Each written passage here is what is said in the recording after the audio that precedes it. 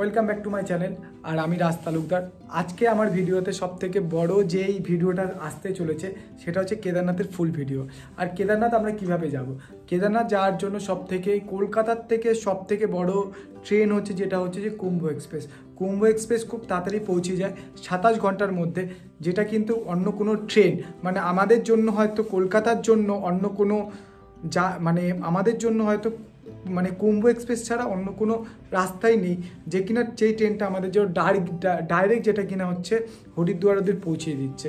একদমই তাই, যেটা 27 ঘন্টার মধ্যে পৌঁছিয়ে দেয়। কিন্তু বাট আমি তোমাকে বলছি এই এক্সপ্রেসটা পাওয়াটা খুব চাপ। বাট আমরা কি করতে পারি, আমরা দুন এক্সপ্রেসে ট্রাই করতে পারি। একদমই তাই, দুন এক্সপ্রেসে আমরা ট্রাই করব বা কুম্ভ এক্সপ্রেসে আমরা ট্রাই করব। যেভাবেই হোক আমরা কিন্তু কেদারনাথ গিয়ে পৌঁছাবই। একদমই তাই, বাঙালির মোটিভেশন এটাই থাকাটা খুব প্রয়োজন আছে। আর বাঙালিরা কিভাবে যাবে সেটা তাদের নিজেদের মতো প্রিপারেশন করে দেয়। আর আমাদের মধ্যে হচ্ছে হরিদ্বার যাওয়াটা বা ঋষিকেশ যাওয়াটা বা আমাদের মধ্যে কেদারনাথ যাওয়াটা এটা খুব কমন ব্যাপার। একদম তাই, বাঙালিরা যেতেই পারে ভাই, যে কোনো জায়গায় যেতে পারে।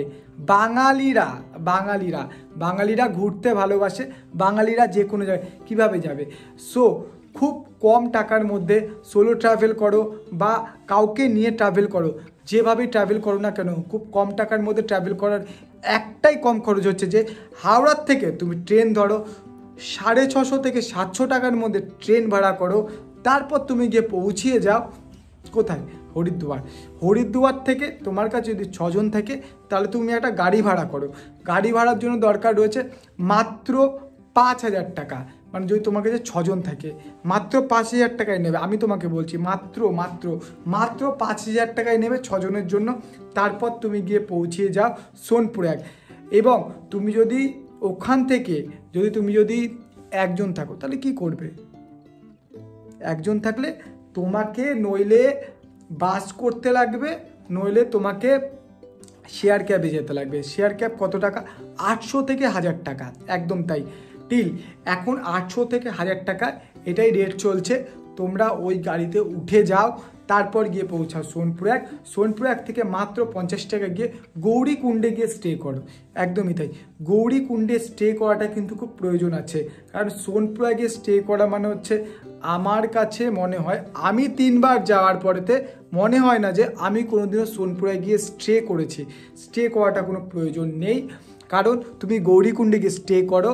আর ভোরবেলায় একদম তাই, আমি তোমাকে বলছি ভোরবেলায় ভোর 5টার মধ্যে ঘুম থেকে ওঠো।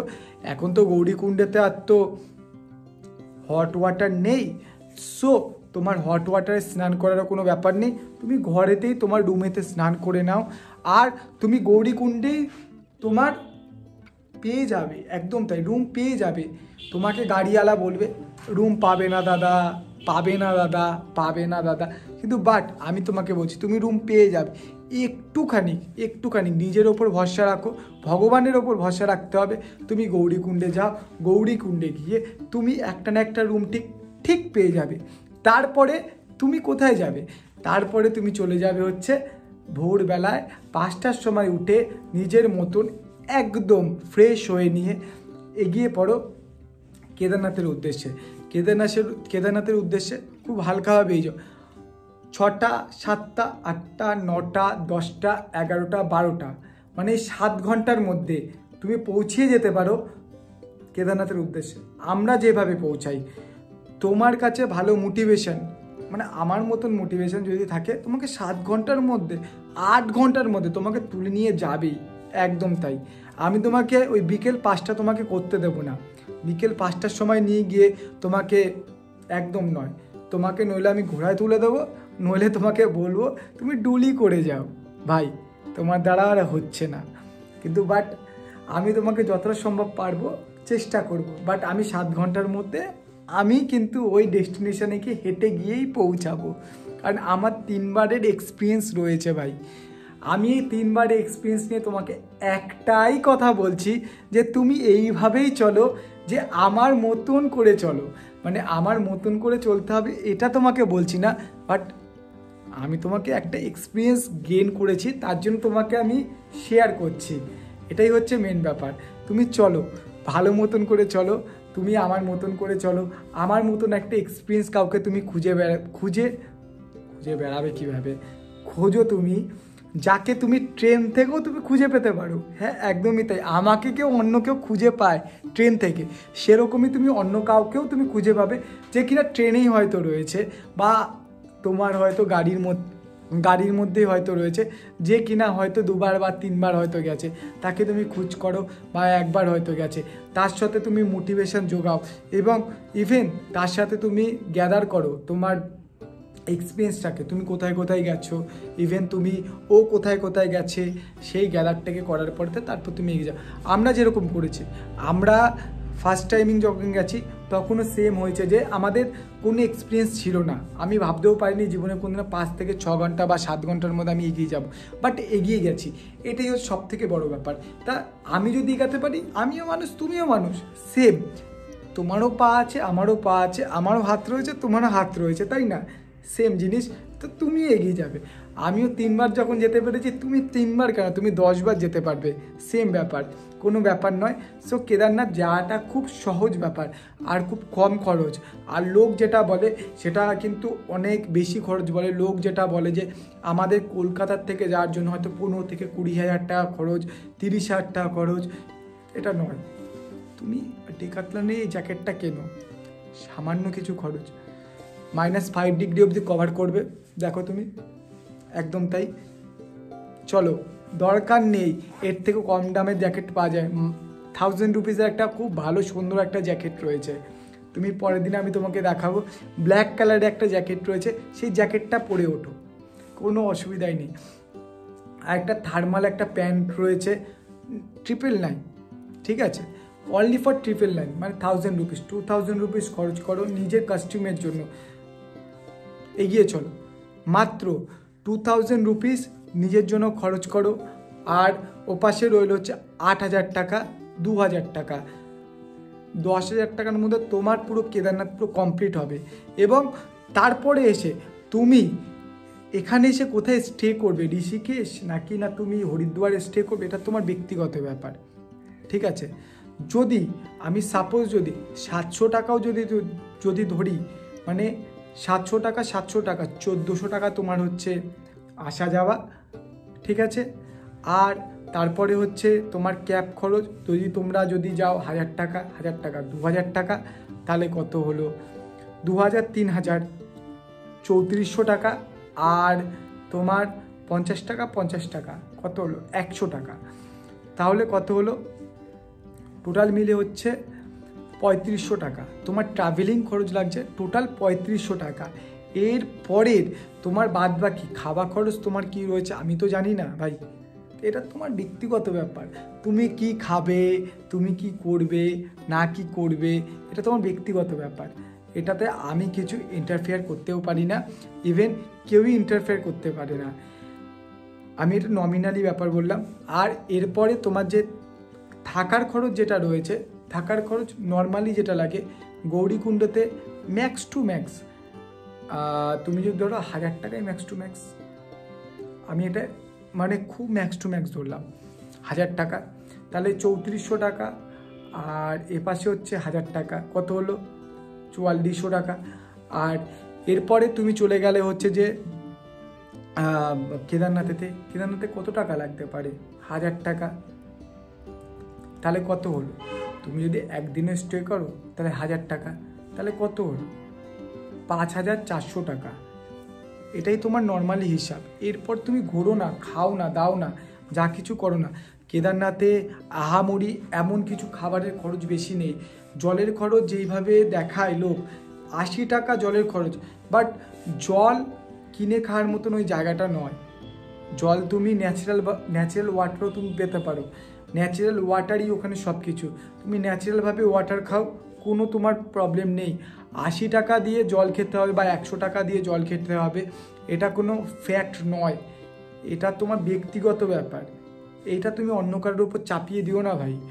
এটা অন্য কোনো ইউটিউবার বা অন্য কোনো ব্লগাররা যেটা কিনা চাপিয়ে দেয় যে ভাই 80 টাকা জল, হোয়াট ইজ দিস, নো, 80 টাকা জল নয় ভাই, তুমি 80 টাকার জল কেন খাবে? কেন? আমি নর্মাল মানুষ, তা নর্মাল মানুষ তো নর্মাল জলই তো খেতে পছন্দ করে না, সেরকমই হচ্ছে ব্যাপার।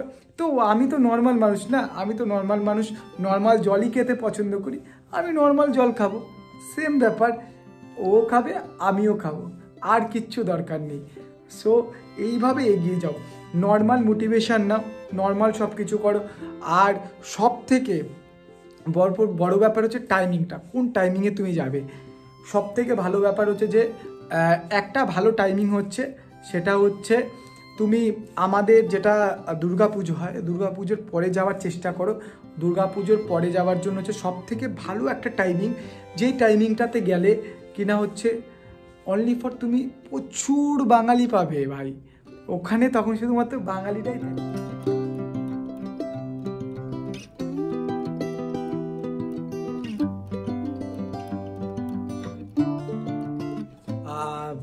কেদারনাথের ভিডিওটা এইভাবেই শেষ করলাম। আর কেদারনাথে যাওয়ার জন্য কেউ ভয় পেও না।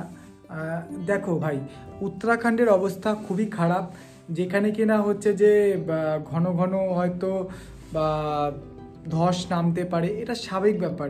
প্রচুর লোক যাচ্ছে, যার ফলে কিনা পাহাড়ের হয়তো ক্ষতিগ্রস্ত হচ্ছে।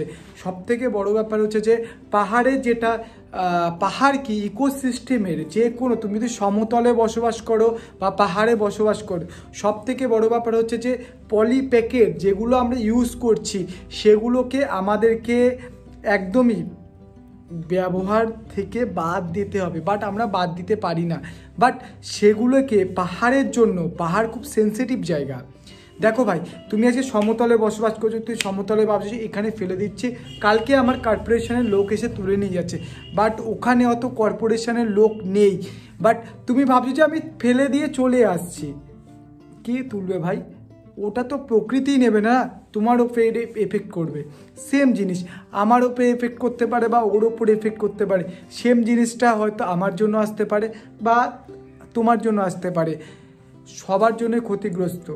উত্তরাখণ্ড বা বলো তুমি হিমাচল বলো বা যেখানে তুমি যাও না কেন, পাহাড় খুব সেন্সিটিভ জায়গা। পাহাড় হচ্ছে দেবভূমি।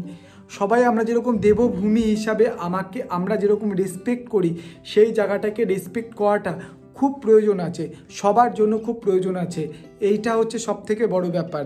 আমরা যদি পলিথিন ব্যাগ বা যে কোনো ধরনের পলিথিন জিনিস আমরা যদি ইউজ করি, সেই জিনিসটা যখন কিনা হচ্ছে আমাদের মাটির তলায় যাচ্ছে, সেটা কিন্তু মাটিতে কিন্তু পচে যাচ্ছে না। সেই জিনিসটা কি হচ্ছে, কন্টিনিউয়াসলি সেই জিনিসটা কিন্তু আমাদেরকে কিন্তু মাটিকে কি হচ্ছে, মাটির ওপরে এসে পড়ে রয়েছে, ইভেন তার উপরে সে মাটি পড়ছে, সে কিন্তু স্তর তৈরি করছে, যার ফলে কিন্তু একটা ধসের সৃষ্টি হয়। এরকমভাবেই ধসের সৃষ্টি হয়, একদম আমার মনে হয়, যার ফলে কিন্তু ধসের সৃষ্টি হয়। ইভেন উত্তরাখণ্ডে ধসের কিন্তু পরিমাণ কিন্তু আগের তুলনায় এখন অনেক পরিমাণ বেড়ে গেছে, একদম তাই। তার জন্য যার ফলে কিন্তু কি হচ্ছে যে এখন হয়তো আমরা দেখতে পাচ্ছি যে উত্তরাখণ্ডে যে কেদারনাথ যেই কিনা যাচ্ছে কিনা, কেদারনাথে ধস এসেছে বা এরকম কিছু এসেছে, এরকম কিছু একটা তৈরি হচ্ছে, যার ফলে কিন্তু আমরা কিন্তু যেতে পারছি না, বা আমাদের একটা প্রবলেম বা সিক্রেট একটা মানে প্রবলেম ক্রিয়েট করছে। এই প্রবলেমটা আমাদের জন্য ভাই ক্রিয়েট করছে, প্রকৃতি কোনো দোষ করছে না ভাই। প্রকৃতি গাছ লাগানো, প্রকৃতি চায়, তার জন্য গাছ খুব প্রয়োজন, একদমই তাই, প্রকৃতি চায় এই জিনিসটাই। সো আমরা কিন্তু সেই জিনিসগুলো কিন্তু কিচ্ছু করতে পারি না, মানে আমরা তো গাছ তো লাগাই না, আমরা কি করি, চলো ভাই গাছকে ভালোবাসি, গাছের জন্য উদযাপন করে নিই একটা দিন, পরিবেশ দিবস, হ্যান ত্যান, বাট এটা নয় ভাই, তোমাকে লাগাতে হবে, একদমই তাই, লাগাতে হবে মানে ওইরকমভাবে নয়, লাগাতে হবে মানে গাছ লাগাতে হবে তোমাকে। গাছ লাগাও, প্রাণ বাঁচাও, এটাই হচ্ছে মেন ব্যাপার। গাছ লাগাও, প্রাণ বাঁচাও, গাছ লাগালে তোমারও প্রাণ বাঁচবে, আমারও প্রাণ বাঁচবে, একদমই তাই। চলো আজকের ভিডিওটা এইভাবেই শেষ করলাম। আর কেদারনাথের ফুল ভিডিওটা আর ফুল ডেসক্রিপশনটা পুরো আমার কাছে পুরো থাকবে, যে কত টাকা তোমাদের জন্য খরচ হতে পারে, ইভেন কত টাকা হয়তো একটা কলকাতাবাসীর জন্য, একটা বেঙ্গলি লোকের জন্য কত টাকা খরচ। বেঙ্গলি লোকেরা ঘুরতে ভালোবাসে, আমি জানি ভালো মতন করে, বেঙ্গলি লোকের জন্য কোনো ফ্যাক্ট নয়, টাকাটা কোনো ধরনের ফ্যাক্ট নয় না, তাদের কাছে চিপেস্ট অ্যান্ড বেস্ট বাজেটটা হচ্ছে সব থেকে বড় ব্যাপার। কি খাবো, কি করব, কি না পাবো না কি পাবো না, এটাই হচ্ছে সব থেকে বড় ব্যাপার। পাবো কি পাবো না এটা সব থেকে বড় ব্যাপার নয়। দাদা আপনি বেরিয়ে পড়ুন, দিদি আপনি বেরিয়ে পড়ুন, ঘুরুন ফিরুন, খান দান ঘুরুন, একদম তাই, মজ মস্তি করুন। চলুন টাটা বাই ভাই, আমি রাজ তালুকদার আজকে এইভাবে শেষ করলাম। আর পরের দিনের ভিডিওটা আরেকটু ভালো থাকবে, ট্রাভেল থাকুক বা অন্য কিছু থাকুক, ভালো কিছু ভিডিও থাকবে। চলুন টাটা।